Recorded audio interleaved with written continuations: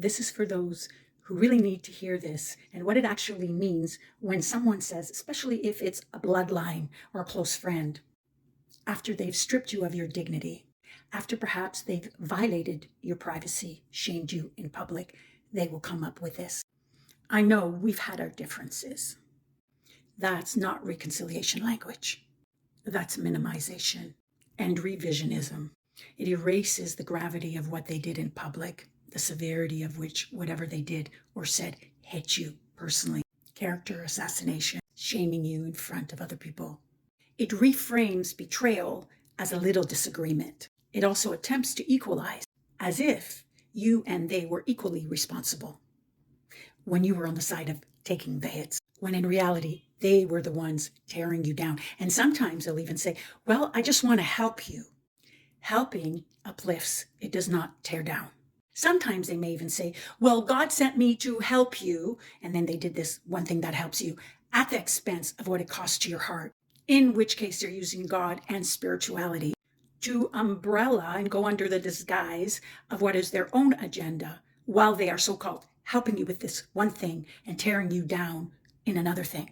This will most likely also fuel the villain mentality, attacking mentality, into surrendering and feeling guilty, aka victim mentality, as totally okay for them to vacillate between the two. Because guess what? In their mind, sacrifice spiritually to God by helping you, and then you fighting back and standing up for yourself, which hurts them, they will take it and they will eat it because they will see it's part of the sacrifice of the God that demands sacrifice. They will feel they are whole.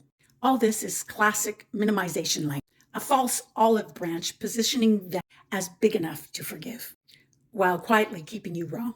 Here's why that's so violent to your energy. When someone castrates you verbally in front of others, especially when it's supposed to be the safest nuclei of humanity, which is family, bloodline, they strip you of your dignity in the eyes of witnesses. They reinforce in themselves and outsiders the story that you are lesser. This wound isn't just personal, it's social assassination. And so for them to come back later and call that differences equals total disrespect. It's kind of like a way of saying, that wasn't betrayal, it was just a little bit of friction.